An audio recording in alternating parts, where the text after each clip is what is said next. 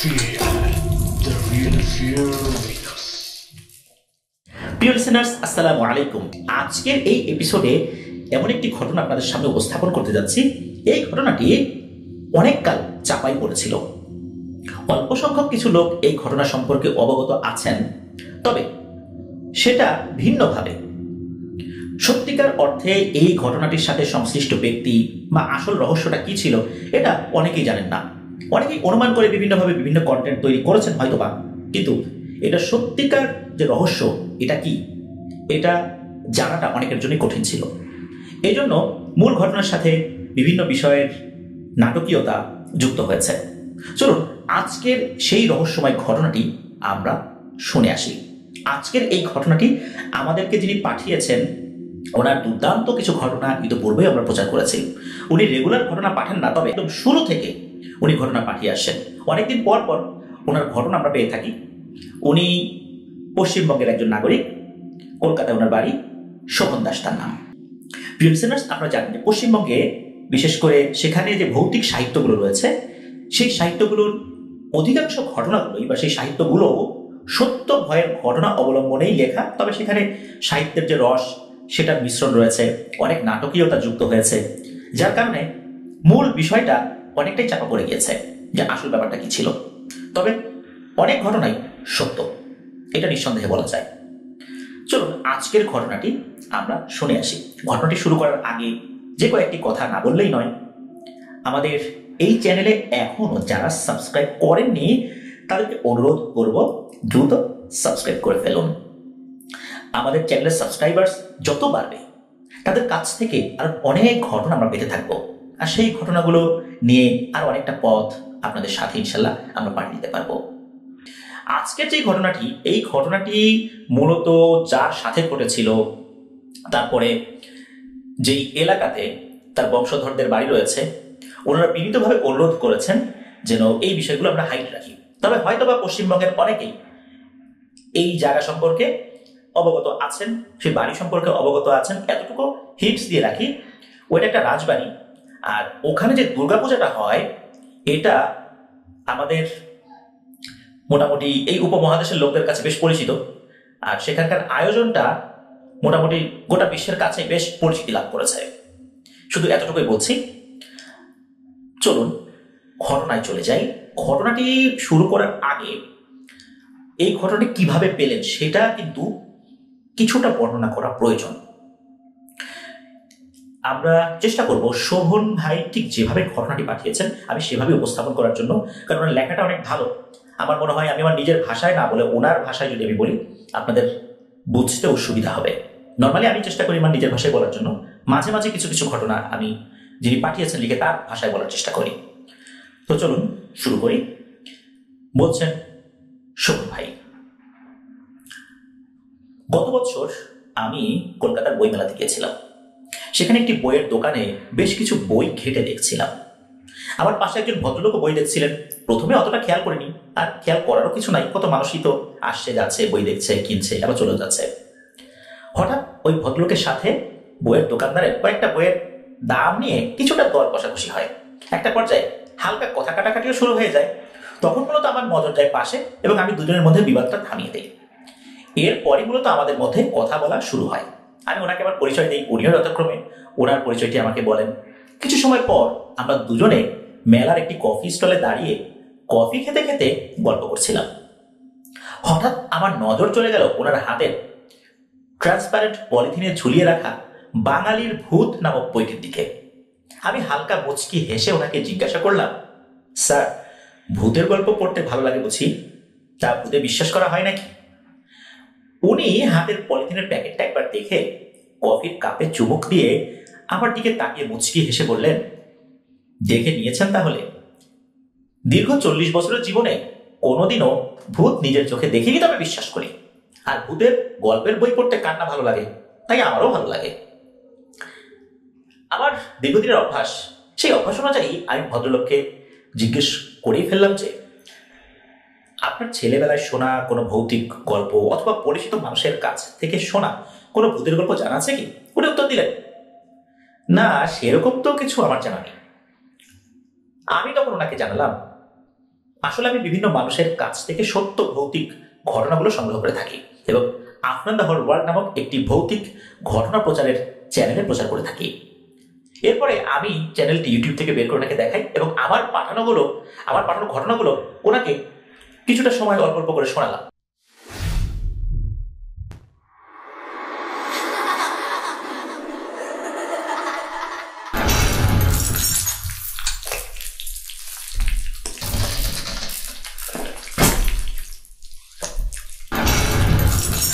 Fear. The real fear awaits. প্রিয় listeners, আসসালামু আলাইকুম। আজকের এই এপিসোডে এমন একটি ঘটনা আপনাদের সামনে উপস্থাপন করতে যাচ্ছি। এই ঘটনাটি অনেক কাল চাপাই পড়েছিল। অল্প সংখ্যক কিছু লোক এই ঘটনা সম্পর্কে অবগত আছেন, তবে সেটা ভিন্নভাবে। সত্যিকার অর্থে এই ঘটনাটির সাথে সংশ্লিষ্ট ব্যক্তি বা আসল রহস্যটা কি ছিল এটা অনেকেই জানেন না। অনেকেই অনুমান করে বিভিন্নভাবে বিভিন্ন কন্টেন্ট তৈরি করেছেন হয়তোবা, কিন্তু এটা সত্যিকার যে রহস্য এটা কি, এটা জানাটা অনেকের জন্যই কঠিন ছিল। এই জন্য মূল ঘটনার সাথে বিভিন্ন বিষয়ের নাটকীয়তা যুক্ত হয়েছে। চলুন আজকের সেই রহস্যময় ঘটনাটি আমরা শুনে আসি। আজকের এই ঘটনাটি আমাদেরকে যিনি পাঠিয়েছেন, ওনার দুর্দান্ত কিছু ঘটনা ইতিপূর্বেই আমরা প্রচার করেছি। উনি রেগুলার ঘটনা পাঠান না, তবে একদম শুরু থেকে উনি ঘটনা পাঠিয়ে আসছেন। অনেকদিন পর পর ওনার ঘটনা আমরা পেয়ে থাকি। উনি পশ্চিমবঙ্গের একজন নাগরিক, কলকাতায় ওনার বাড়ি, শোভন দাস তার নাম।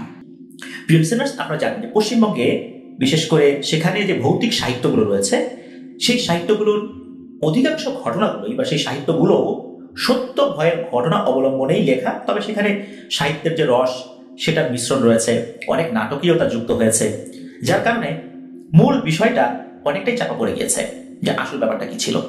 তবে অনেক ঘটনাই সত্য, এটা নিঃসন্দেহে বলা যায়। চলুন আজকের ঘটনাটি আমরা শুনে আসি। ঘটনাটি শুরু করার আগে যে কয়েকটি কথা না বললেই নয়। আমাদের এই চ্যানেলে এখনো যারা সাবস্ক্রাইব করেননি তাদেরকে অনুরোধ করব, দ্রুত সাবস্ক্রাইব করে ফেলুন। আমাদের চ্যানেলের সাবস্ক্রাইবার্স যত বাড়বে তাদের কাছ থেকে আর অনেক ঘটনা আমরা পেতে থাকবো, আর সেই ঘটনাগুলো নিয়ে আর অনেকটা পথ আপনাদের সাথে ইনশাল্লাহ আমরা পাঠিয়ে দিতে পারবো। আজকের যে ঘটনাটি, এই ঘটনাটি মূলত যার সাথে ঘটেছিল, তারপরে যেই এলাকাতে তার বংশধরদের বাড়ি রয়েছে, ওনারা বিনীতভাবে অনুরোধ করেছেন যেন এই বিষয়গুলো আমরা হাইড রাখি। তবে হয়তোবা পশ্চিমবঙ্গের অনেকেই এই জায়গা সম্পর্কে অবগত আছেন, সেই বাড়ি সম্পর্কে অবগত আছেন। এতটুকু হিন্টস দিয়ে রাখি, ওইটা একটা রাজবাড়ি, আর ওখানে যে দুর্গাপূজাটা হয় এটা আমাদের মোটামুটি এই উপমহাদেশের লোকদের কাছে বেশ পরিচিত, আর সেখানকার আয়োজনটা মোটামুটি গোটা বিশ্বের কাছে বেশ পরিচিতি লাভ করেছে। শুধু এতটুকুই বলছি। চলুন ঘটনায় চলে যাই। ঘটনাটি শুরু করার আগে এই ঘটনাটি কিভাবে পেলেন সেটা কিন্তু কিছুটা বর্ণনা করা প্রয়োজন। আমরা চেষ্টা করব শোভন ভাই ঠিক যেভাবে ঘটনাটি পাঠিয়েছেন আমি সেভাবে উপস্থাপন করার জন্য, কারণ লেখাটা অনেক ভালো। আমার মনে হয় আমি আমার নিজের ভাষায় না বলে ওনার ভাষায় যদি আমি বলি আপনাদের বুঝতেও সুবিধা হবে। নর্মালি আমি চেষ্টা করি আমার নিজের ভাষায় বলার জন্য, মাঝে মাঝে কিছু কিছু ঘটনা আমি যিনি পাঠিয়েছেন লিখে তার ভাষায় বলার চেষ্টা করি। তো চলুন শুরু করি। বলছেন শোভন ভাই, গত বছর আমি কলকাতার বইমেলাতে গিয়েছিলাম। সেখানে একটি বইয়ের দোকানে বেশ কিছু বই ঘেটে দেখছিলাম। আমার পাশে একজন ভদ্রলোক বই দেখছিলেন। প্রথমে অতটা খেয়াল করিনি, আর খেয়াল করারও কিছু নাই, কত মানুষই তো আসছে যাচ্ছে, বই দেখছে, কিনছে, আবার চলে যাচ্ছে। হঠাৎ ওই ভদ্রলোকের সাথে বইয়ের দোকানদারের কয়েকটা বইয়ের দাম নিয়ে কিছুটা দর কষাকষি হয়। একটা পর্যায়ে হালকা কথা কাটাকাটিও শুরু হয়ে যায়।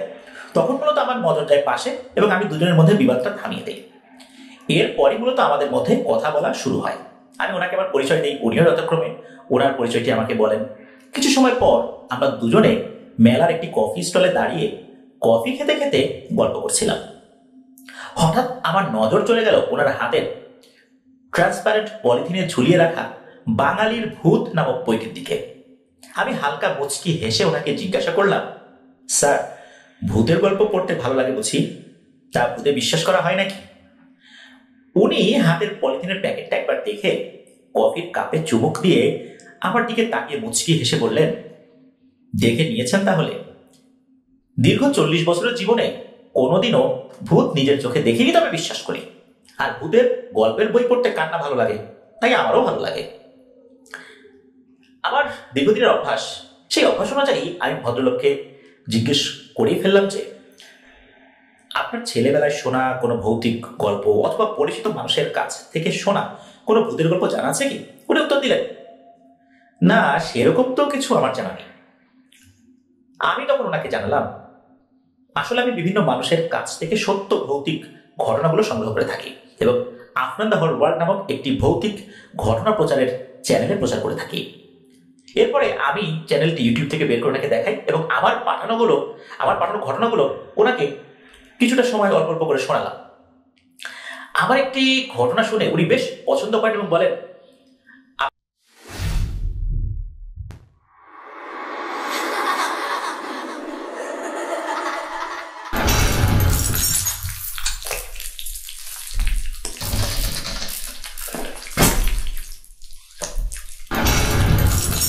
Fear.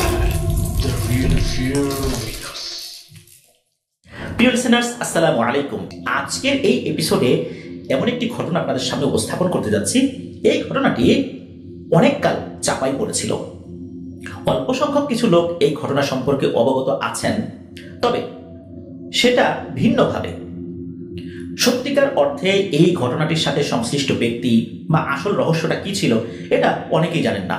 অনেকেই অনুমান করে বিভিন্নভাবে বিভিন্ন কন্টেন্ট তৈরি করেছেন হয়তোবা, কিন্তু এটা সত্যিকার যে রহস্য এটা কি, এটা জানাটা অনেকের জন্য কঠিন ছিল। এই জন্য মূল ঘটনার সাথে বিভিন্ন বিষয়ের নাটকীয়তা যুক্ত হয়েছে। চলুন আজকের সেই রহস্যময় ঘটনাটি আমরা শুনে আসি।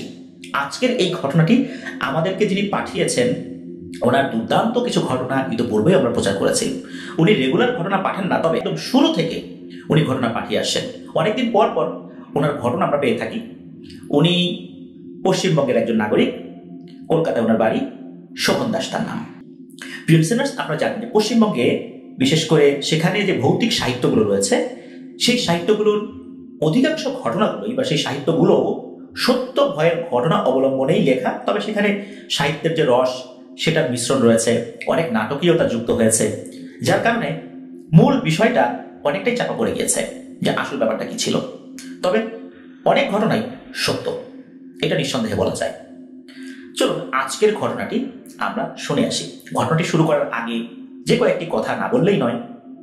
আমাদের এই চ্যানেলে এখনো যারা সাবস্ক্রাইব করেননি তাদেরকে অনুরোধ করব, দ্রুত সাবস্ক্রাইব করে ফেলুন। আমাদের চ্যানেলের সাবস্ক্রাইবার্স যত বাড়বে তাদের কাছ থেকে আর অনেক ঘটনা আমরা পেতে থাকবো, আর সেই ঘটনাগুলো নিয়ে আর অনেকটা পথ আপনাদের সাথে ইনশাল্লাহ আমরা পাড়ি দিতে পারবো। আজকের যে ঘটনাটি, এই ঘটনাটি মূলত যার সাথে ঘটেছিল, তারপরে যেই এলাকাতে তার বংশধরদের বাড়ি রয়েছে, ওনারা বিনীতভাবে অনুরোধ করেছেন যেন এই বিষয়গুলো আমরা হাইড রাখি। তবে হয়তোবা পশ্চিমবঙ্গের অনেকেই এই জায়গা সম্পর্কে অবগত আছেন, সেই বাড়ি সম্পর্কে অবগত আছেন। এতটুকু হিন্টস দিয়ে রাখি, ওইটা একটা রাজবাড়ি, আর ওখানে যে দুর্গাপূজাটা হয় এটা আমাদের মোটামুটি এই উপমহাদেশের লোকদের কাছে বেশ পরিচিত, আর সেখানকার আয়োজনটা মোটামুটি গোটা বিশ্বের কাছে বেশ পরিচিতি লাভ করেছে। শুধু এতটুকুই বলছি। চলুন ঘটনায় চলে যাই। ঘটনাটি শুরু করার আগে এই ঘটনাটি কিভাবে পেলেন সেটা কিন্তু কিছুটা বর্ণনা করা প্রয়োজন। আমরা চেষ্টা করব শোভন ভাই ঠিক যেভাবে ঘটনাটি পাঠিয়েছেন আমি সেভাবে উপস্থাপন করার জন্য, কারণ ওনার লেখাটা অনেক ভালো। আমার মনে হয় আমি আমার নিজের ভাষায় না বলে ওনার ভাষায় যদি আমি বলি আপনাদের বুঝতেও সুবিধা হবে। নর্মালি আমি চেষ্টা করি আমার নিজের ভাষায় বলার জন্য, মাঝে মাঝে কিছু কিছু ঘটনা আমি যিনি পাঠিয়েছেন লিখে তার ভাষায় বলার চেষ্টা করি। তো চলুন শুরু করি। বলছেন শোভন ভাই, গত বছর আমি কলকাতার বইমেলাতে গিয়েছিলাম। সেখানে একটি বইয়ের দোকানে বেশ কিছু বই ঘেটে দেখছিলাম। আমার পাশে একজন ভদ্রলোকও বই দেখছিলেন। প্রথমে অতটা খেয়াল করিনি, আর খেয়াল করারও কিছু নাই, কত মানুষই তো আসছে যাচ্ছে, বই দেখছে, কিনছে, আবার চলে যাচ্ছে। হঠাৎ ওই ভদ্রলোকের সাথে বইয়ের দোকানদারের কয়েকটা বইয়ের দাম নিয়ে কিছুটা দর কষাকষি হয়। একটা পর্যায়ে হালকা কথা কাটাকাটিও শুরু হয়ে যায়। তখন মূলত আমার নজর যায় পাশে এবং আমি দুজনের মধ্যে বিবাদটা থামিয়ে দিই। এরপরই মূলত আমাদের মধ্যে কথা বলা শুরু হয়। আমি ওনাকে আমার পরিচয় দিই, উনিও যথাক্রমে ওনার পরিচয়টি আমাকে বলেন। কিছু সময় পর আমরা দুজনে মেলার একটি কফি স্টলে দাঁড়িয়ে কফি খেতে খেতে গল্প করছিলাম। হঠাৎ আমার নজর চলে গেল ওনার হাতের ট্রান্সপারেন্ট পলিথিনে ঝুলিয়ে রাখা বাঙালির ভূত নামক বইটির দিকে। আমি হালকা মুচকি হেসে ওনাকে জিজ্ঞাসা করলাম, স্যার, ভূতের গল্প পড়তে ভালো লাগে বুঝি? তা ভূতে বিশ্বাস করা হয় নাকি? উনি হাতের পলিথিনের প্যাকেটটা একবার দেখে কফির কাপে চুমুক দিয়ে আমার দিকে তাকিয়ে মুচকি হেসে বললেন, দেখে নিয়েছেন তাহলে? দীর্ঘ 40 বছরের জীবনে কোনোদিনও ভূত নিজের চোখে দেখিনি, তবে বিশ্বাস করি। আর ভূতের গল্পের বই পড়তে কার না ভালো লাগে, তাই আমারও ভালো লাগে। আমার দীর্ঘদিনের অভ্যাস, সেই অভ্যাস অনুযায়ী আমি ভদ্রলোককে জিজ্ঞেস করেই ফেললাম যে, আপনার ছেলেবেলায় শোনা কোনো ভৌতিক গল্প অথবা পরিচিত মানুষের কাছ থেকে শোনা কোনো ভূতের গল্প জানা আছে কি? উনি উত্তর দিলেন, না, সেরকম তো কিছু আমার জানা নেই।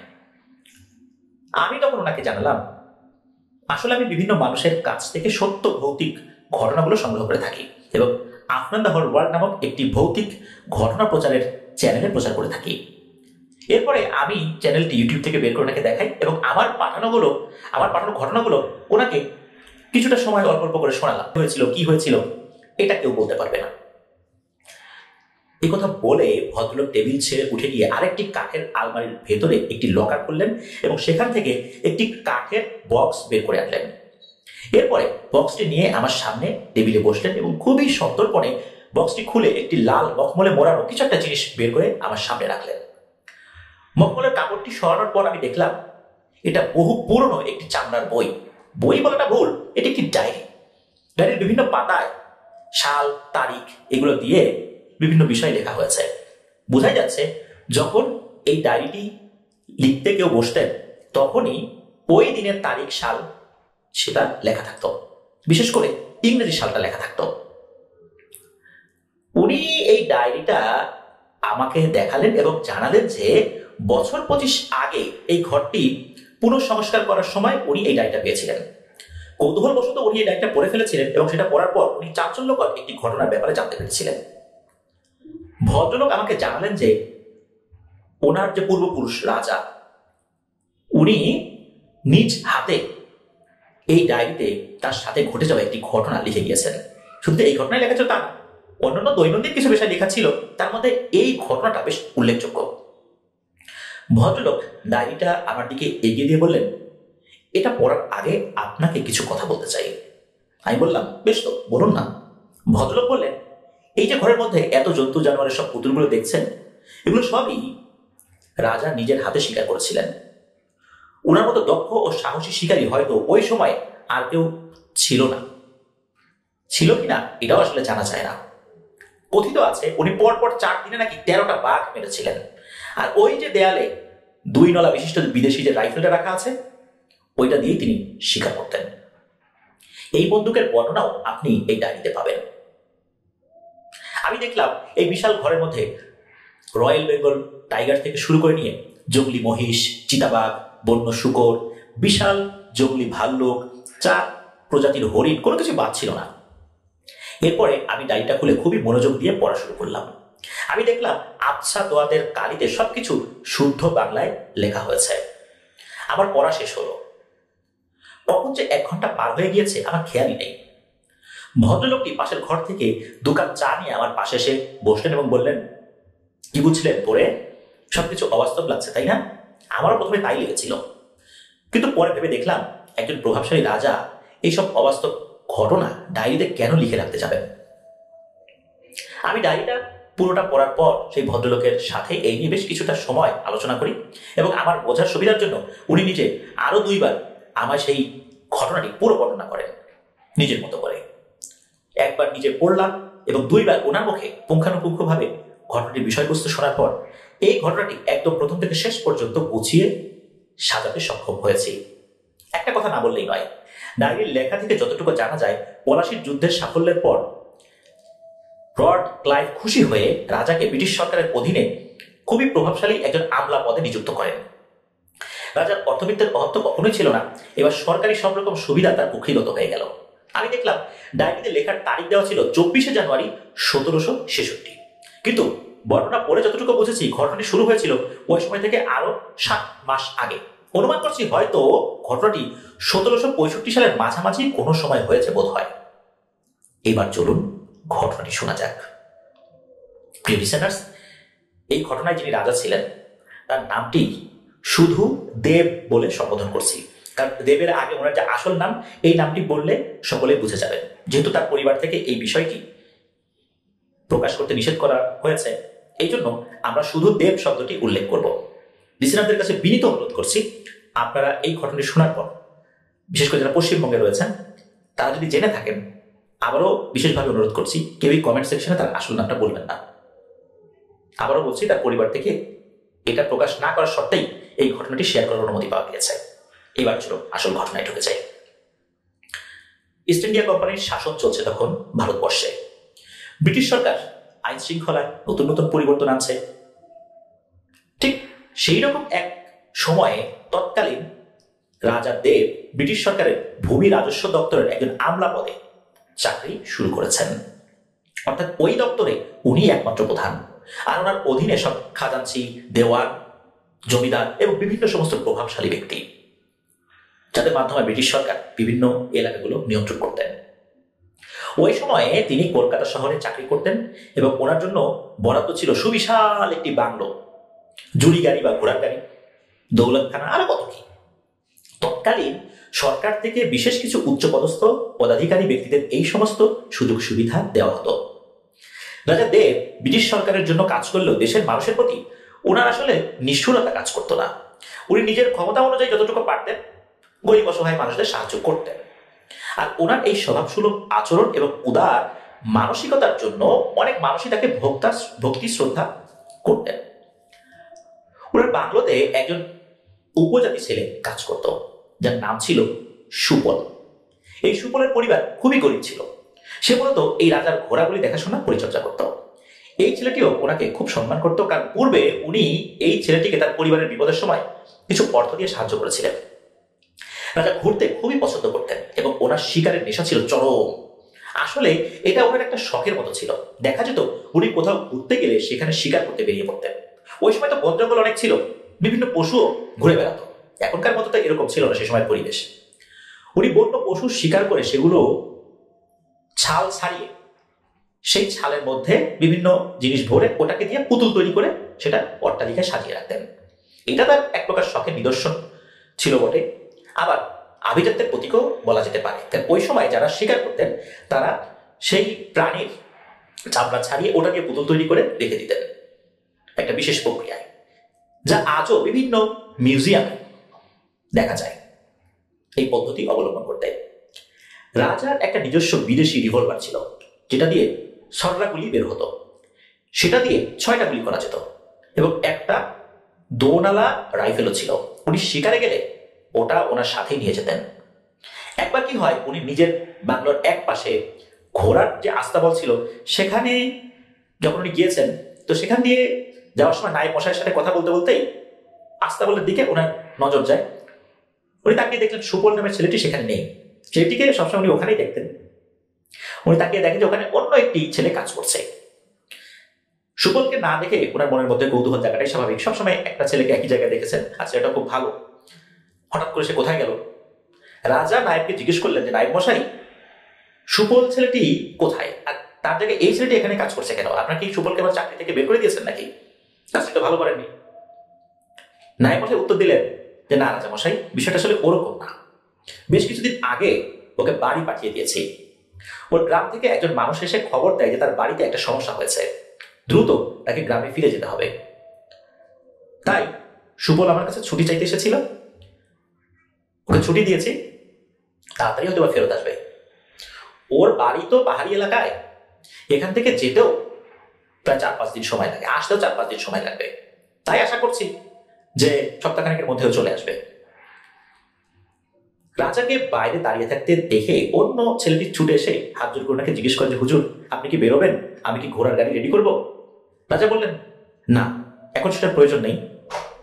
আচ্ছা, তুমি কি জানো সুপলের বাড়িতে কি সমস্যা হয়েছে? ওই ছেলেটি উত্তর দিল, না হুজুর, তবে কিছুদিন আগে রাতে আস্তাবলের পাশ দিয়ে যাওয়ার সময় সুপল এবং তার গ্রামের যে ছেলেটি, ওই ছেলেটি এসেছিল সুপলকে খবর দেওয়ার জন্য, ছিল রাতের বেলা। তখন তাদের মধ্যে যে কথোপকথন হচ্ছিল তার কিছু আমি শুনতে পেয়েছিলাম। তারা বাঘ মারা নিয়ে কি সব যেন কথা বলছিল। বাঘ মারার কথা শুনেই রাজার মনে এক অদ্ভুত কৌতূহল সৃষ্টি হলো, কারণ উনি তো বাঘ শিকারে বেশ পারদর্শী। তখন উনি নায়েব মশাইকে বললেন, সেই সুপল ছেলেটি ফিরে এলে আমাকে যেন অবশ্যই খবর দেওয়া হয়। এরপর বেশ কিছুদিন পার হয়ে যায়। রাজা মশাইও এই বিষয়টা অনেকটাই ভুলতে বসেছেন। একদিন রাজা তার নিজের ঘরে বসে বই পড়ছিলেন। হঠাৎ তিনি দেখলেন সেই নায়েব মশাই ঘরে এসেছেন এবং জানালেন যে সেই সুপল ছেলেটি ফেরত এসেছে। একথা বলার পর সুপলের বিষয়টি রাজার মনে পড়ে যায়। রাজা নায়েবকে আদেশ দিলেন যে এখন ওর সাথে কথা বলবো না, আগামীকাল দুপুরবেলা ওকে আমার কাছে পাঠিয়ে দিও, তখন আমি ওর সাথে কথা বলবো, এখন আমার একটু কাজ আছে। পরের দিন সেই সুপল নামের ছেলেটিকে নায়েব মশাই তার সাথে করে নিয়ে এলেন রাজার কাছে। রাজা দেখলেন এই সুপল ছেলেটি কেমন যেন ঝিমিয়ে গিয়ে দু হাত জোর করে তার সামনে দাঁড়িয়ে আছে। তার চেহারায় কেমন যেন একটা হতাশা ও চিন্তার ছাপ স্পষ্ট প্রকাশ পাচ্ছে। রাজা ছেলেটিকে জিজ্ঞেস করলেন, আমি জানতে পেরেছি তুমি নিজের গ্রামে গিয়েছিলে এবং তোমার পরিবারে নাকি কোনো সমস্যা হয়েছে। তুমি যদি কোনো রকম সংকোচ বোধ না করো তাহলে আমি শুনতে চাই যে কি সমস্যার কারণে তুমি এতদিন ছুটি নিয়ে গ্রামে গিয়েছিলে, ব্যাপারটা কি? আর বাঘ সংক্রান্ত একটা বিষয় আমি শুনেছিলাম, এই ব্যাপারটা কি? এটাই আমার কৌতূহলের বিষয়। তখন সুপল ছেলেটি বলতে শুরু করলো, হুজুর, সমস্যা শুধু আমার পরিবারে হয়নি, বরং আমার পুরো গ্রামেই হয়েছে। কিছুদিন পূর্বে আমার গ্রামের একজন পরিচিত মানুষ হঠাৎ এখানে এসে আমাকে খবর দেয় যে আমার বাবাকে খুঁজে পাওয়া যাচ্ছে না। অল্প কিছুদিন আগে আমার বাবা নাকি পাহাড়ের উপর জঙ্গলি মধু আনতে গিয়েছিল, তারপর থেকে সে আর বাড়িতে ফেরেনি। গ্রামের পুরুষ মানুষেরা দলবদ্ধভাবে অনেক খোঁজাখুঁজি করেছিল, কিন্তু আজ পর্যন্ত তার কোনো খোঁজ মেলেনি। দিনের আলোয় সে একেবারেই যেন নাই হয়ে যায়। গ্রামে ফিরে গিয়ে আমি নিজেও অনেক খোঁজার চেষ্টা করেছি, কিন্তু কোনো লাভ হয়নি।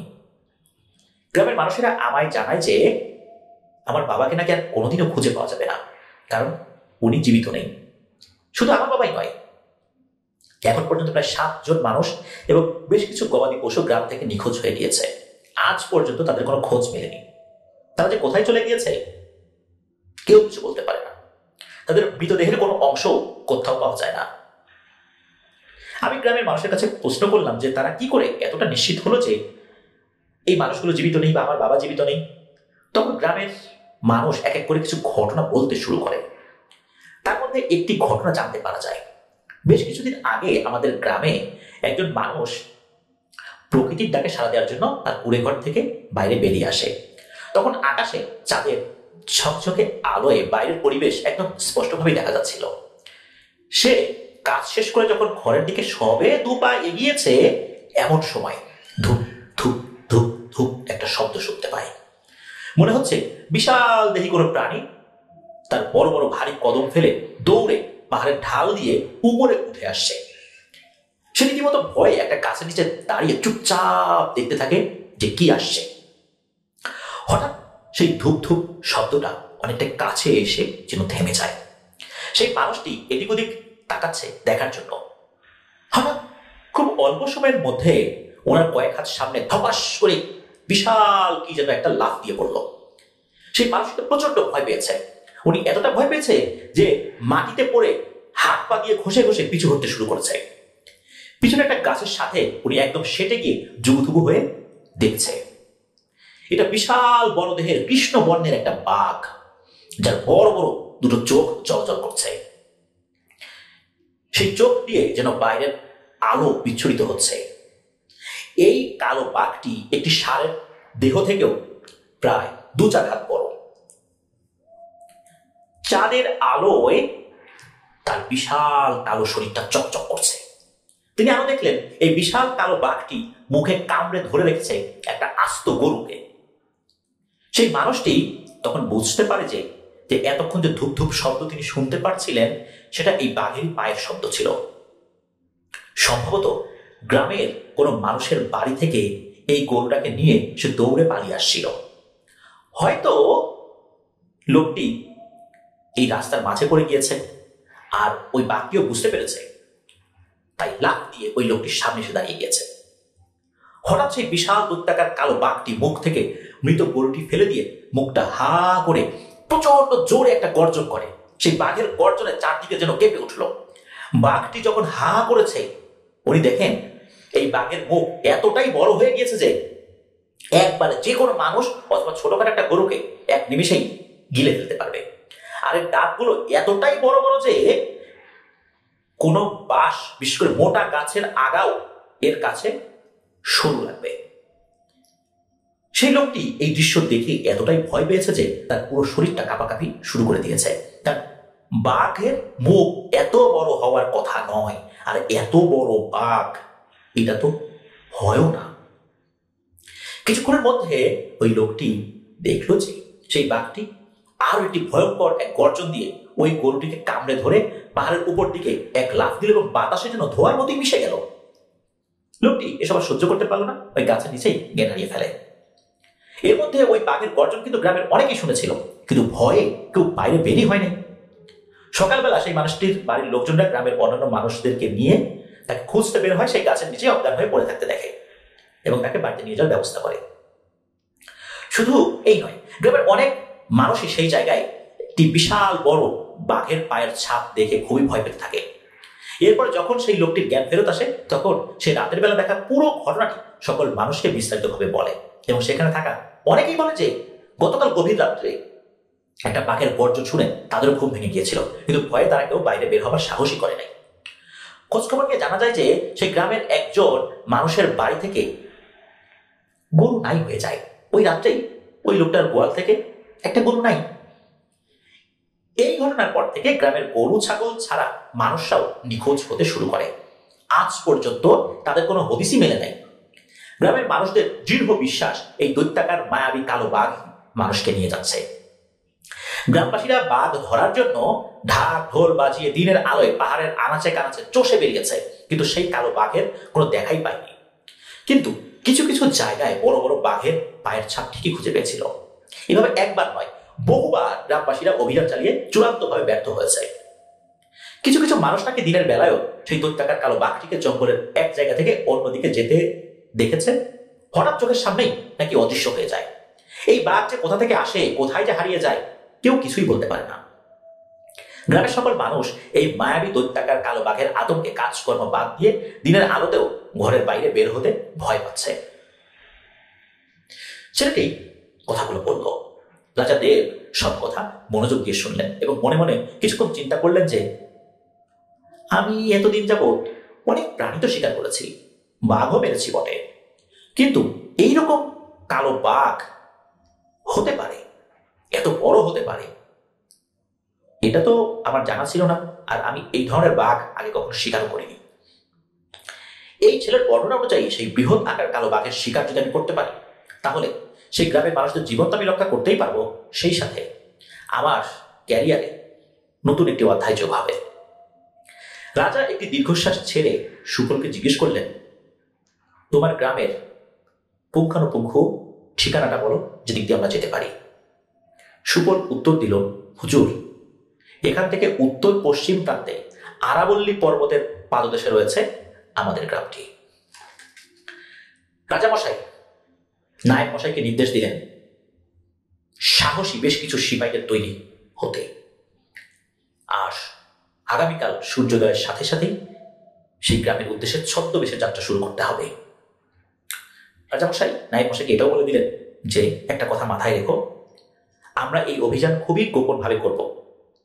যেহেতু আমি সরকারের গুরুত্বপূর্ণ একটি পদে আছি, আমার অধীনে বিভিন্ন মানুষ রয়েছে, আমি যদি আমার জায়গা থেকে চলে গিয়েছি, এরকম একটি ভয়ঙ্কর অভিযানে গিয়েছি, এই বিষয়টি জানাজানি হয়ে যায়, তাহলে আমার শত্রুপক্ষ বিভিন্নভাবে আক্রমণ করতে পারে।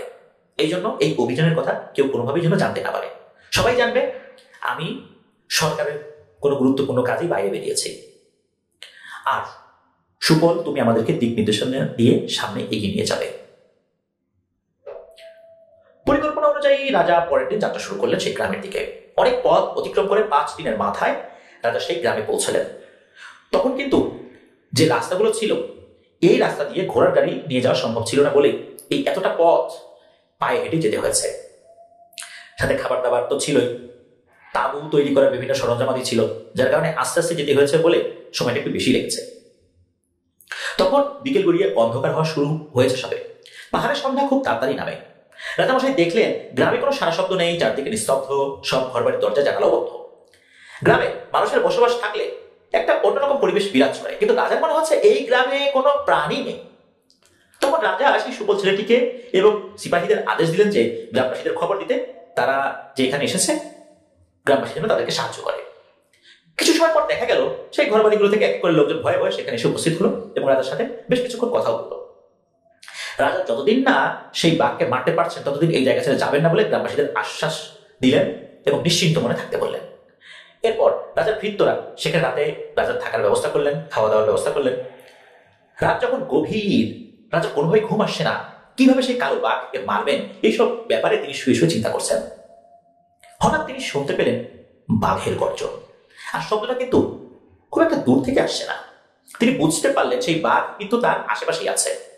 তিনি তার বিদেশি রাইফেলটা শক্ত করে ধরে উঠে বাইরে বেরোতে যাবেন, এমন সময় একটা কথা তার মাথায় এলো যে এই জায়গাটাতে উনি একদম নতুন এসেছেন। এই জায়গা যারা চেনে এমন লোক এই মুহূর্তে তার সাথে নাই, আর উনি নিজেও এই জায়গা কোনোভাবেই ভালো করে চেনা তো দূরের কথা, ন্যূনতম ধারণা এই জায়গা সম্পর্কে তার নাই। বাঘ কোথা দিয়ে চলাচল করে এটা তো তাকে আগে জানতে হবে। তিনি এইভাবে চুপচাপ আবার শুয়ে পড়লেন। রাজা খুব ভালোভাবে জানতেন যে বাঘ খুবই চালাক প্রাণী, খুব সহজে বাঘ কিন্তু মানুষের কাছে ধরা দেয় না। মানুষ বাঘ শিকার করে এটা সত্য, কিন্তু মানুষের শিকারের পদ্ধতি বাঘরাও বুঝতে পারে। যখন বুঝতে পারে তখন বাঘ আরো চালাক হয়ে যায়। বাঘ বুঝতে পারে মানুষ কখন কি ধরনের পদক্ষেপ নিতে পারে। পরের দিন রাজা তার কয়েকজন সেপাই নিয়ে জঙ্গলের ভেতরে ঢুকে গেলেন বাঘ খুঁজতে। ঘুরতে ঘুরতে তিনি এক জায়গায় এসে দেখলেন মাটিতে বিশাল বড় বাঘের পায়ের ছাপ। এটা আসলে বাঘের পায়ের ছাপ। বাঘের পায়ের ছাপের সাথে তিনি খুব ভালোভাবেই পরিচিত, তবে ব্যাপারটা একটু অন্যরকম। কারণ হলো সাধারণত বড় আকৃতির যে বাঘগুলো হয়ে থাকে তাদের পায়ে যে ছাপ হয়ে থাকে, এই যে ছাপটা দেখা যাচ্ছে এটা সাধারণভাবে যে বড় আকৃতির বাঘগুলো সচরাচর দেখা যায় সেই আকৃতির থেকেও কমপক্ষে 6 গুণেরও বেশি বড় হবে, এত বড় পায়ের ছাপ। তিনি পায়ের ছাপ দেখেই বুঝতে পারলেন এই বাঘটা আসলেই কতটা বিশাল।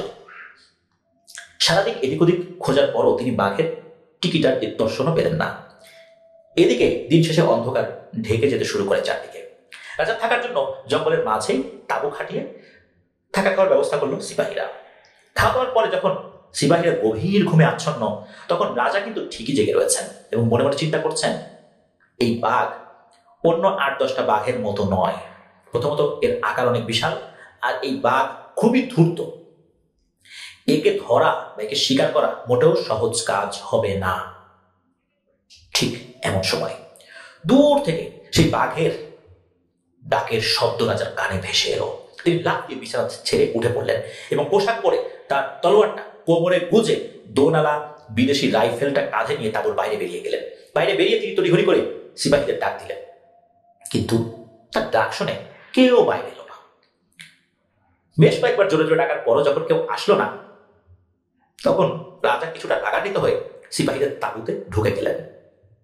সেখানে গিয়ে রাজা খুবই অবাক এবং বেশ ভীতও হলেন। একজন মানুষই নেই সেখানে। রাজার বুকের ভেতরে যেন জোরে একটা ঝটকা খেলেন। রাজা বুঝে গেলেন যে এই বাঘই হয়তো নিয়ে গিয়েছে তার সব সিপাহীদের।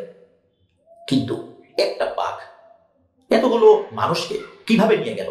একটা শব্দও হলো না, সিপাহীরা কোনো শব্দও করলো না, এটা কিভাবে সম্ভব? রাজা মনে মনে চিন্তা করলেন, আমার এখন বসে থাকা চলবে না, যে করেই হোক এই বাঘের শিকার আমাকে করতেই হবে। আমার সিপাহীদেরকে সে কোথায় নিয়ে গেল, কি হয়েছে তাদের সাথে, এটা আমাকে জানতেই হবে। তা না হলে এই গ্রামের সকল মানুষ এক সময় এই বাঘের পেটে চলে যাবে। এরপর এই বাঘ আর একটা এলাকা আক্রমণ করবে, সেই এলাকা সাফ করবে, এরপর আর একটা এলাকা আক্রমণ করবে। কারণ কথায় আছে, বাঘ যদি একবার মানুষের রক্ত মাংসের স্বাদ পায়, সে আর হরিণ বা অন্য কোনো প্রাণীর শিকার করে না, সে মানুষের শিকার করতে থাকে। রাজা এক লাফ দিয়ে ঘোড়ার পিঠে উঠে বসলেন এবং ঘোড়ার লাগাম টেনে ঘোড়াকে নির্দেশনা দিলেন সেই দিকে যাওয়ার জন্য, যেদিক থেকে সেই বাঘের ডাক শুনেছিলেন। ঘোড়া ছিল রাজার খুবই অনুগত। রাজার সব ধরনের কথা সারমর্ম ঘোড়া বুঝতে পারত। ঘোড়া প্রচন্ড জোরে ছোটা শুরু করলো জঙ্গল ভেদ করে। তখন পূর্ণিমা ছিল না, তবুও চাঁদের আলো মোটামুটি ভালোই ছিল। রাজা এদিক সেদিক ঘুরে ঘুরে তার সিপাহীদের খুঁজতে লাগলেন। এইবার রাজার ঘোড়াটি একটি জায়গায় এসে হঠাৎ করে থেমে গেল এবং ছটফট করতে শুরু করলো। দেখা যাচ্ছে ঘোড়াটি অস্বাভাবিক আচরণ করছে এবং বারবার মাটিতে পা ঠুকছে আর ডাকাডাকি করছে। ঘোড়ার এই আচরণ কিন্তু রাজার পরিচিত। রাজা বুঝতে পারলেন তার ঘোড়াটি হয়তো কোনো কিছু দেখেছে অথবা বুঝতে পেরে খুবই ভয় পেয়েছে। রাজা ঘোড়ার গায়ে হাত বুলিয়ে অনেক চেষ্টা করছেন তাকে শান্ত করার জন্য, কিন্তু ঘোড়া কিছুতেই শান্ত হয় না। ঠিক এমন সময় রাজা হঠাৎ করে বাঘের ঘর ঘর ঘর ঘর শব্দ শুনতে পেলেন। রাজা সামনের দিকে মাথা তুলে তাকিয়ে দেখলেন তার থেকে কিছুটা দূরে একটা টিলার উপরে প্রায় 16 ফুটেরও বেশি উচ্চতা বিশাল দৈত্যাকার একটা কালো বাঘ দাঁড়িয়ে আছে। মুখের মোটা মোটা সুচালো দাঁতগুলো খিচিয়ে প্রচন্ড রাগে ঘর ঘর ঘর ঘর শব্দ করছে। রাতের অন্ধকারে ওটা জ্বলন্ত বড় চোখ দুটো থেকে মনে হচ্ছে অদ্ভুত আলো বিচ্ছুরিত হচ্ছে। চাঁদের আলোয় কি বিভৎস দেখাচ্ছে ওটাকে। স্বয়ং যেন এক ভয়ঙ্কর রাক্ষস দাঁড়িয়ে আছে সামনে। রাজা মনে মনে বেশ ভয় পেলেন, কারণ এর আগেও উনি রাতের বেলা বহুবার বাঘ শিকার করেছিলেন, কিন্তু এই ধরনের হিংস্র এবং বিশালাকার বাঘের সম্মুখীন উনি কখনোই হন নাই। অন্যবার তার সাথে লোক ছিল, এবার উনি একা। রাজা একটু ভয় পেলেও নিজের উপর নিয়ন্ত্রণ কিন্তু হারালেন না। তিনি সাহস করে আস্তে আস্তে করে ঘোড়ার পিঠ থেকে নেমে কাঁধের থেকে সেই বিদেশি রাইফেলটা নামিয়ে সেই বাঘের দিকে সোজা তাক করে ট্রিগারে আঙ্গুল ঠেকিয়ে চুপ করে দাঁড়িয়ে থাকলেন। হঠাৎ পাশে থাকা ঘোড়াটা ছটফট করতে করতে ছুটে পালিয়ে গেল জঙ্গলের একদিকে। আর ঠিক সেই সময় রাজা দেখলেন সেই ভয়ঙ্কর কালো বাঘটি মুখটা হা করে টিলা থেকে এক লাফ দিল তার দিকে। রাজা এক মুহূর্ত দেরি না করে সোজা গুলি চালিয়ে বসলেন। প্রচন্ড শব্দ করে আগুনের ফুলকি বেরিয়ে সেই গুলি যেন বাঘকে ভেদ করে চলে গেল এবং তিনি দেখলেন সেই কালো বাঘ কেমন যেন বাতাসে ধোঁয়ার সাথে মিশে গেল। রাজা নিজের চোখে বিশ্বাসই করতে পারলেন না যে এটা কিভাবে সম্ভব। রাজা আশ্চর্য হয়ে মাটিতে বসে পড়লেন এবং নিজে মনে মনে চিন্তা করছেন, আসলেই তো এই বাঘ তো মায়াবী। গুলি ওর উপর কাজ করলো না, আমি কিভাবে এই বাঘকে মারব? রাজা হতাশ হয়ে উঠে পড়লেন, কিন্তু সাহস হারালেন না। তিনি ঘোড়াকে খোঁজার জন্য জঙ্গলের দিকে হাঁটা শুরু করলেন। বেশ কিছুক্ষণ হাঁটার পর তিনি দেখলেন ঘোড়াটি একটি গাছের নিচে চুপচাপ দাঁড়িয়ে আছে। রাজা ঘোড়ার কাছে গেলেন এবং ঘাড়ে গলায় হাত বুলিয়ে ঘোড়াকে আদর করলেন। এরপরে ঘোড়া নিয়ে তিনি জঙ্গলের সেই জায়গার দিকে রওনা দিলেন যেখানে তিনি তাঁবু খাটিয়ে অবস্থান করছিলেন। তখন প্রায় ভোর হয়ে এসেছে, আর কিছুক্ষণের মধ্যে হয়তো সূর্যের আলো ছড়িয়ে পড়বে চারদিকে। এমন সময় তিনি সেখানে পৌঁছে ঘোড়াটাকে একটি গাছের সাথে দড়ি দিয়ে বেঁধে ফেললেন এবং তিনি তাঁবুর ভেতরে গিয়ে শুয়ে পড়লেন। খুব ক্লান্ত থাকার কারণে রাজার চোখে ঘুম নেমে এলো। এই সময় রাজা ঘুমের মধ্যে একটি স্বপ্ন দেখলেন। তিনি দেখলেন অনেক লম্বা একটা কালো অবয়ব, যার দুটো হাত পা আছে বোঝা যাচ্ছে, রাজাকে এক ধরনের গম্ভীর কণ্ঠে বলছে, রাজা, তোর সাহস তো কম নয়, তোর তো এখানে আসার কোনো দরকারই ছিল না, তবুও তুই কেন আসলি? কেন আমার কাজের মধ্যে তুই বাগড়া বাড়াতে আসছিস? আমি তো তোর এলাকায় যাই নাই, তোর প্রাসাদে তো আমি যাই নাই, তোর প্রাসাদের আশেপাশে তো আমি কোনো শিকার করি নাই, তবুও তুই কেন এই এলাকায় আসলি? ওরা আমার খাবার নষ্ট করেছে, ওদের সবাইকে মরতে হবে, আর তুই গত রাতে যে কাজটি করেছিস তোরও কপালে মরণ আছে, এই বলে দিলাম। রাজা ধর্মর করে ঘুম ভেঙে উঠে বসলেন এবং মাথায় হাত দিয়ে স্বপ্নের কথাগুলি চিন্তা করতে থাকেন। সেই অবয়বের বলা একটা কথা রাজার কাছে বারবার খটকা লাগে। তিনি যা যা ঘটনা প্রথম থেকে শুনেছেন সবকিছু মেলানোর চেষ্টা করতে থাকেন। রাজা আপন মনে ভাবছেন যে এখানে নিশ্চয়ই এমন কোনো ঘটনা হয়েছে যেটা তাকে জানানো হয়নি। রাজা দেরি না করে ঘোড়ায় চড়ে চলে গেলেন সেই গ্রামের দিকে। গ্রামে পৌঁছানোর পর তিনি লোকজনের কাছ থেকে আরো তথ্য নিতে শুরু করলেন সেই বাঘের ব্যাপারে, আর তার সিপাহীরাও যে হারিয়ে গেছে এটাও এলাকাবাসীকে জানালেন। রাজা গত রাতে নিজের সাথে ঘটে যাওয়া সবকিছু গ্রামবাসীদেরকে যখন জানালেন, তখন দেখা গেল রাজার মুখে সব ঘটনা শুনে সেখানকার মানুষরা আরো বেশি ভয় জড়সড় হয়ে গেল, কারণ তার সিপাহীদের সাথে অস্ত্র ছিল। তারা এভাবে হারিয়ে গেল, তাদের কোনো খোঁজ খবরই পাওয়া গেল না, তাহলে এই সাধারণ মানুষদের কি হবে? রাজা সবাইকে অভয় দিয়ে জানালেন যে আজ রাত্রেও সেই মায়াবী বাঘকে মারার জন্য উনি সর্বোচ্চ চেষ্টা করবেন। তিনি সেই গ্রামে খাওয়া দাওয়া করে বিশ্রাম নিয়ে রাত হওয়ার অপেক্ষা করতে থাকেন। ধীরে ধীরে সন্ধ্যা পেরিয়ে রাত শুরু হলো। রাজা তার ধারালো তরবারিটা কোমরে গুজে রাইফেলটা কাঁধে ঝুলিয়ে নিলেন। লন্ডন থেকে আনা ছোট একটা বিদেশি লণ্ঠন ও কিছু আগুন জ্বালানোর সামগ্রী ঝুলিয়ে দিলেন ঘোড়ার পিঠে। এরপর তিনি ঘোড়ায় চড়ে বসলেন এবং ঘোড়াকে নির্দেশনা দিলেন খুবই আস্তে আস্তে চলার জন্য। তিনি সাথে কোনো আলো না জ্বালিয়েই এগিয়ে চললেন জঙ্গলের দিকে, কারণ তিনি জানতেন যে আলো নিয়ে বেরোলে তার পক্ষে বিপজ্জনক হতে পারে। রাজা অন্ধকারের মধ্যে দিয়েই চাঁদের আলো যতটুকু দেখতে পাচ্ছিলেন খুবই সন্তর্পণে চারদিকে নজর রেখে এগিয়ে যাচ্ছিলেন। রাজা ভালোভাবেই জানতেন যে তিনি বাঘকে না দেখলেও বাঘ ঠিকই তাকে দেখতে পাচ্ছে, আর বাঘ শিকার করার সময় এতটাই ধীরে ধীরে শিকারের দিকে এগিয়ে যেতে পারে যে তার পায়ের শব্দ পর্যন্ত শোনা যায় না। আর এই বাঘ তো জেনাশোনা বাঘ নয়, এই বাঘ তো সাধারণ কোনো বাঘ নয়, এটা এক মায়াবী বাঘ। সুতরাং এই বাঘ তার প্রতিটা কদম নজরদারিতে রেখেছে, যে কোনো সময় আক্রমণ করতে পারে। রাজা গ্রামকে পিছনে ফেলে জঙ্গলের মধ্যে দিয়ে অনেকটা পথ অতিক্রম করেও ফেলেছেন, কিন্তু সেই বাঘের দেখা এখনো তিনি পাননি। তিনি মনে মনে ভাবলেন এইটা যে একা একা অন্ধকারে পথ চলাটা কি ঠিক হচ্ছে? এরকম পরিস্থিতি বাঘ যে কোনো দিক থেকে আক্রমণ করতে পারে, আর সেই বাঘের যা আকার তাতে রাজাকে এক নিমিষে গিয়ে ফেলবে।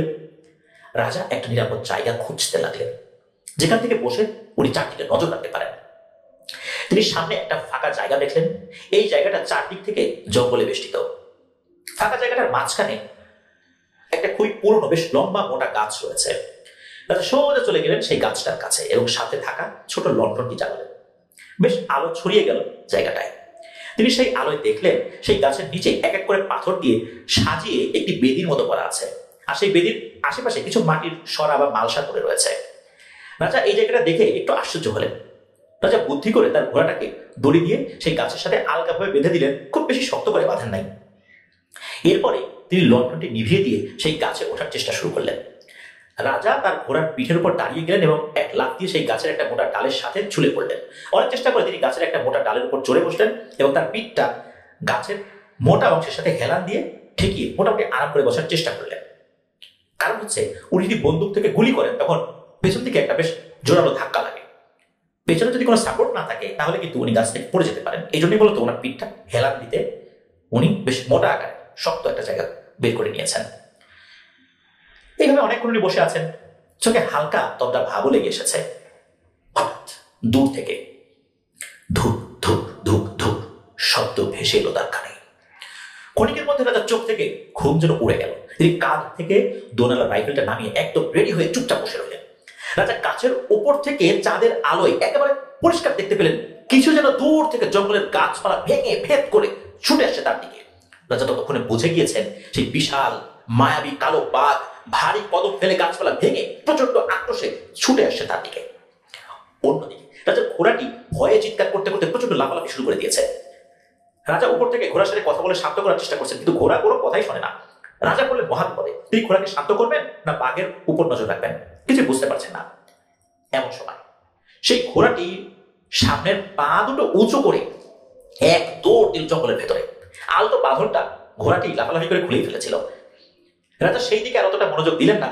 হঠাৎ সেই বিশাল কালো বাঘটি গাছপালা ভেদ করে ফাঁকা জায়গাটিতে চলে এলো এবং সেই গাছটাকে চারদিক থেকে গোল করে প্রদক্ষিণ করতে থাকলো। মাথাটা উঁচু করে রাজাকে দেখছে, কিন্তু সে আর চারদিকে প্রদক্ষিণ করছে। রাজা শক্ত করে তার রাইফেলটি ধরে সেই বাঘের দিকে তাক করে বসে আছেন, মানে তিনি একেবারে প্রস্তুত যে কোনো সময় গুলি চালিয়ে দেবেন। ঠিক এমন সময় তিনি দেখলেন সেই বাঘটি তার থেকে কয়েক হাত দূরে এসে দাঁড়িয়ে গেল এবং ধীরে ধীরে তার চেহারা পরিবর্তন করতে শুরু করলো।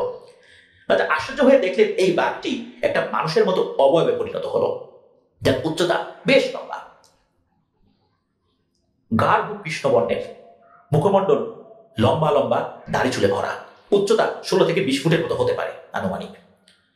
মাথার দুপাশে কান দুটো আছে ঠিকই, তবে সেটা বিড়ালের কানের মতো লম্বা।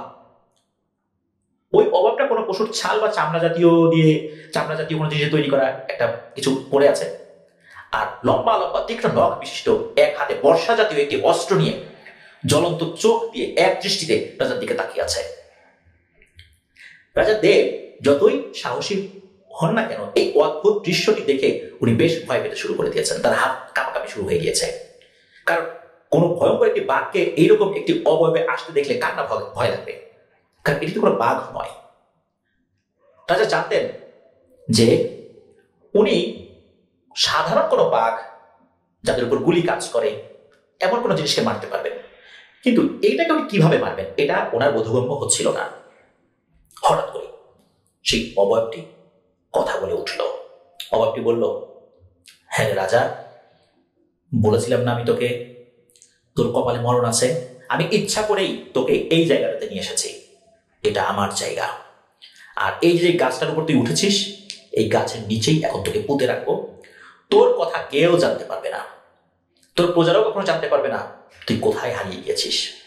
আর তুই যে সেপাইগুলো নিয়ে এসেছিলি ওদেরকেও তো আমি শেষ করে দিয়েছি, ওদেরকেও আর কেউ কখনোই খুঁজে পাবে না।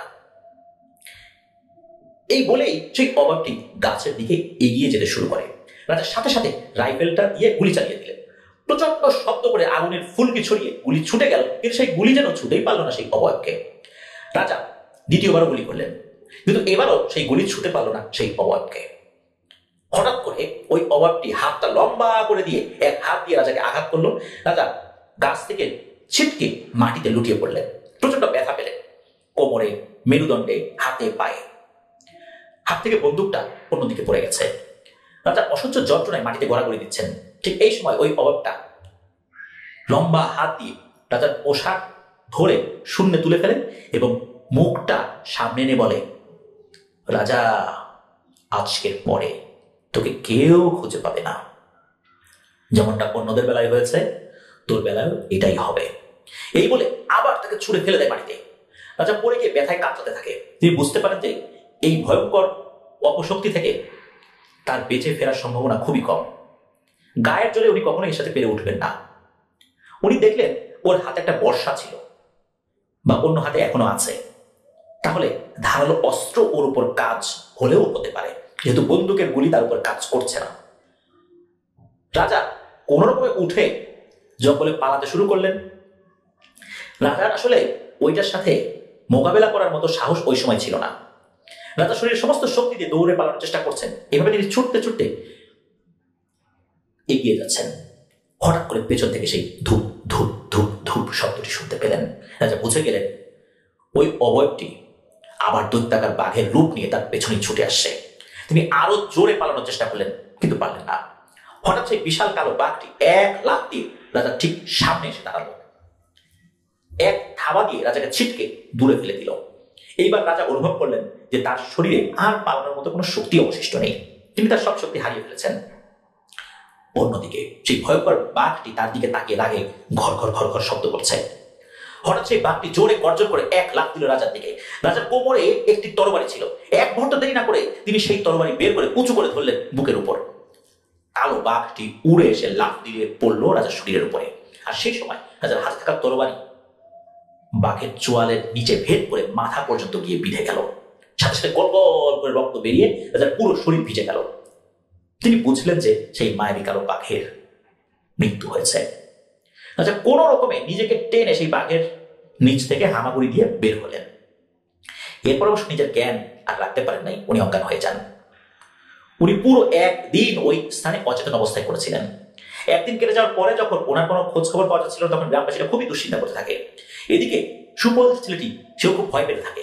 কারণ হচ্ছে যে তিনি রাজাকে এখানে নিয়ে এসেছেন, তার প্রভাব প্রতিপত্তি সম্পর্কে ওই গ্রামবাসী টুকটাক ধারণা রাখলেও সুপল তো খুব ভালো ধারণা রাখে। ইংরেজ সরকারের রোশনালে পড়তে হতে পারে সুপলকে। গ্রামবাসীদের একটি দল পরের দিন রাজাকে খুঁজতে বের হয়। পুরো জঙ্গল তন্ন তন্ন করে খোঁজার পর অবশেষে তারা ওনাকে অচেতন অবস্থায় সেই জায়গায় খুঁজে পায়। যখন ওনার জ্ঞান ফিরে আসে, উনি সেই গ্রামেরই একটা কুড়ে ঘরে নিজেকে দেখতে পান। পাশে বসে আছে কিছু মানুষ এবং সেই সুপল ছেলেটি। রাজা সুপলকে দেখে একটু মুচকি হাসি দিয়ে বলেন, তোমরা এখন বিপদমুক্ত। রাজার কথায় সেখানে উপস্থিত সব মানুষ যেন কান্নায় ভেঙে পড়ে। ওই রাতের ঘটনার পরে রাজা আহত অবস্থায় সেই গ্রামেরই বেশ কিছু কবিরাজের কাছ থেকে চিকিৎসা নিয়েছিলেন। সপ্তাহখানেক ওনাকে চিকিৎসা নিতে হয়েছিল। পুরোপুরি সুস্থ হয়ে যাওয়ার পর রাজা পুরো ঘটনা গ্রামবাসীদের শুনিয়েছিলেন। একদিন রাজা চিকিৎসারত অবস্থায় সেই কুড়ে ঘরে শুয়েছিলেন। হঠাৎ সুপল সেই ঘরে প্রবেশ করলো। সে রাজাকে একান্ত কিছু কথা বলছিল। সুপল বলেছিল, হুজুর, আপনার কাছে গ্রামবাসীরা একটা কথা গোপন করেছিল। যদিও সেটা আমি আগে জানতাম না, পরে জানতে পেরেছি। আপনি আমাদের এত বড় বিপদের হাত থেকে বাঁচিয়েছেন, তাই আমার মনে হলো আপনাকে এই বিষয়টি বলা দরকার। বহু বছর ধরে আমাদের গ্রামে একটি নির্দিষ্ট সময়ে একটা পূজা হয়ে থাকে। জঙ্গলের মাঝে একটি ফাঁকা জায়গায় শতবর্ষী পুরনো একটি গাছ আছে। সেই গাছের নিচেই কিছু পাথর দিয়ে তৈরি করা একটি বেদি আছে। সেই বেদির কাছে গ্রামবাসীরা গিয়ে পূজা করে, বিভিন্ন ভোগ দেয়। এছাড়াও প্রত্যেকটা পরিবার থেকে একটি করে ছাগল নিয়ে যাওয়া হয়। সেই ছাগলের রক্তের সাথে, মূলত সেই ছাগলগুলো ওখানে বলি দেওয়া হয়, তো বলির রক্তের সাথে প্রত্যেক পরিবারের একজন সদস্যের শরীর থেকে এক ফোঁটা রক্ত মিশিয়ে সেখানে ভোগ দেওয়া হয়। গ্রামবাসীরা মূলত ভয়ে কাজটি করে থাকে, কারণ তারা বিশ্বাস করে যে এখানে ভয়ঙ্কর এক অপশক্তি বাস করে, আর এই অপশক্তিকে খুশি করতে না পারলে এই অপশক্তি বিভিন্ন ধরনের ক্ষয়ক্ষতি করে। মূলত এই কারণেই এই কাজটি তারা করত বাধ্য হয়ে। বহু বছর ধরেই এটা চলে আসছে। এই বাঘের হানার কয়েকদিন আগেও গ্রামের মানুষরা ভোগ দিয়ে এসেছিল। ওই দিন একটা ঘটনা ঘটে, যেটা পরে জানতে পারা গিয়েছিল। এখানে ভোগ দেওয়ার পর গ্রামের মানুষরা পেছনে না তাকিয়ে সবাই যে যার মতো নিজের বাড়িতে ফেরত আসে। কিন্তু এখানকার একটি ছেলে বাড়িতে না গিয়ে একটি গাছের পেছনে লুকিয়ে থাকে। সবাইকে চলে যেতে দেখলে সেই ছেলেটি ওই জায়গায় যায় এবং ভোগের সামগ্রীর মধ্যে থেকে একটি ফল চুরি করে সে খেয়ে ফেলে। এরপর সে নিজের বাড়িতে চলে যায়। ওই রাত্রি গ্রামের প্রতিটি মানুষ একজন করে একটি স্বপ্ন দেখে, বিশেষ করে প্রত্যেকটা বাড়ির একজন করে। সেই ভয়ঙ্কর অপশক্তি স্বপ্নে এসে নাকি বলে, তোদের কত বড় সাহস, আমার খাবার চুরি করে খাস, তৈরি থাক, এর শাস্তি তোরা পাবি। এরপর গ্রামের একাধিক মানুষেরা সেই স্বপ্নের কথা নিজেদের মধ্যে আলোচনা করে এবং এই চুরির ব্যাপারটা নিয়ে তদন্ত করে। তখন সেই ছেলেটিকে তারা কোনোভাবে খুঁজে বের করে এবং অনেক ভৎসনা করে। হঠাৎ ওই রাত্রেই সেই ছেলেটি, যে ছেলেটি ফল চুরি করে খেয়েছিল, সে বাড়ি থেকে নিখোঁজ হয়ে যায়। ব্যাস, তারপর থেকে শুরু হয় মানুষ নিখোঁজের খেলা। গ্রামের মানুষের বিশ্বাস সেই অপশক্তি নাকি বিশাল দৈত্যাকার কালো বাঘ হয়ে মানুষদেরকে নিয়ে খেয়ে ফেলত, তাই কোনোদিন তাদের লাশও খুঁজে পাওয়া যেত না। এরপর সব ঘটনা তো আপনি নিজেই দেখেছেন। গ্রামের মানুষরা মনে করে যে সেই অপশক্তি তার পার্থিব রূপে অর্থাৎ বাঘের রূপে ছিল, সে সময় আপনি তারপর আঘাত করেছেন, তাই তার মৃত্যু হয়েছে। আমরা যেদিন আপনাকে সেই জায়গায় খুঁজে পেয়েছিলাম, আপনার থেকে কিছুটা দূরে অনেকগুলো মরা কাক পড়ে থাকতে দেখেছিলাম। আশ্চর্যের বিষয় হলো, সাধারণত কোনো একটি অপশক্তির মৃত্যু হলে সেখানে ময়মুরব্বীর মুখ থেকে শোনা যায় একটা কালো কাক, বা যে কয়েকটা অপশক্তির মৃত্যু হয় সেই কয়েকটি কালো কাক পড়ে থাকে। কিন্তু আপনি তো একটাকে আঘাত করেছিলেন, একটাকে মেরে ফেলেছিলেন। এখানে অনেকগুলো কালো কাক মরে পড়ে থাকতে দেখা যায়, সেগুলোকে আমরা ওখানে কবর দিয়ে দিই। অদ্ভুত ব্যাপার হচ্ছে, এখান থেকে অনেক দূরবর্তী এলাকা ঘুরেও আপনি কোনো কাক দেখতে পাবেন না, আর বাঘের শরীরেরও আমরা কোনো দেখা পাই নাই। এভাবেই সুবল পুরো ঘটনাটা রাজা দেবকে খুলে বলেন। পুরোপুরি সুস্থ হওয়ার পর রাজা তার জিনিসপত্র গুছিয়ে নিয়ে সুবলকে সাথে করে আবার তার বাংলোতে ফেরত এসেছিলেন। এতটুকুই বর্ণনা পাওয়া গিয়েছে রাজা দেবের লেখা ডায়েরিতে। এই পুরো ঘটনাটি শোভন ভাই বেশ কয়েকবার পড়েছেন, তারপর এই ঘটনাটি আরো ভালো করে সুন্দর করে সেই ভদ্রলোকের মুখে শুনেছেন। এই কারণেই মূলত এই ঘটনাটির নাম উনি নিজেই দিয়েছেন মায়াবী কালো বাঘ। প্রিয় লিসেনার্স, ওই রাজবাড়ির ঠিকানা, কোন এলাকায়, কোথায় বাসা বা অবস্থানটা কি, এমনকি যে ভদ্রলোক উনি বলেছেন তার নাম, ঠিকানা বিস্তারিত আমাদেরকে শোভন ভাই পাঠিয়েছেন। সঙ্গত কারণে আমরা সেটা বলতে পারিনি। এমন একটি ঘটনা আসলে প্রচার করতে পারবো, এটাও আমাদের জন্য একটা বড় পাওয়া, কারণ এরকম চেপে থাকা একটি ইতিহাস আমাদের সামনে চলে আসবে। প্রিয় লিসেনার্স, আপনারা জানলে অবাক হবেন যে দ্বিতীয় বিশ্বযুদ্ধ চলাকালে প্রশান্ত মহাসাগরের উপর দিয়ে যে বিমানগুলো উড়ে যেত, যুদ্ধ বিমান বিশেষ করে, জাপানি বিভিন্ন ঘাটির উপর আক্রমণ করত, মিত্রবাহিনীর যে বিমান যেগুলো ছিল আর কি, এবং অনেক পাইলট তাদের ব্যক্তিগত ডায়েরিতে অনেক ভয়ঙ্কর তথ্য লিপিবদ্ধ করেছেন। এছাড়া সাবমেরিন নিয়ে যখন মিত্রবাহিনীর সদস্যরা কোনো নির্দিষ্ট জায়গায় অতিক্রম করতেন, অথবা কোনো বিমান থেকে প্যারাশুট যোগে কোনো দ্বীপের উপর নামতেন, তারাও তাদের ব্যক্তিগত ডায়েরিতে অনেক ভয়ঙ্কর কিছু কিছু রহস্যময় ব্যাপার লিপিবদ্ধ করেছিলেন। কিছু কিছু বিষয় সামনে এসেছে, আবার কিছু কিছু বিষয় কখনোই সামনে আসেনি। তাদের পরিবার যদি কখনো সেই বিষয়গুলো সামনে নিয়ে এসেছে, তখন এটা জানা যায়। যেহেতু বিষয়টা খুব সেন্সিটিভ ইস্যু, এই জন্য অনেক ক্ষেত্রেই তাদের পরিবারের বিষয়টি সামনে আনেন না, পরিবারের মধ্যে এই ঘটনাগুলো আবদ্ধ থাকে। আর ইন্ডিয়াতে দেখা যায় যে এই ঘটনাগুলো নিয়ে কার্টুন, মুভি, অ্যানিমেশন এগুলো তৈরি হয়। প্রিয় লিসেনার্স, ঘটনাটি কেমন লাগলো তা জানাতে কিন্তু ভুলবেন না এই ভিডিওর কমেন্ট সেকশনে। আমাদের ফেসবুক পেজ এবং গ্রুপ তো আছেই, সেখানেও জানাতে পারবেন। প্রিয় লিসেনার্স, একটি কথা না বললেই নয়, সেটি হচ্ছে যে আপনারা খেয়াল করবেন আমরা আগে আমাদের যে ইমেল অ্যাড্রেসটা এটা স্পেলিংটা বলতাম না, পরে বলা শুরু করি। কারণ হচ্ছে আমাদের এক দৃষ্টি প্রতিবন্ধী ভাই ইমেল করেছিলেন যেন আমরা ইমেল অ্যাড্রেসের স্পেলিং সহ বলি। মূলত উনি কারো সাহায্য নিয়ে ইমেলটা করেছিলেন। প্রিয় লিসেনার্স, আসসালামু আলাইকুম।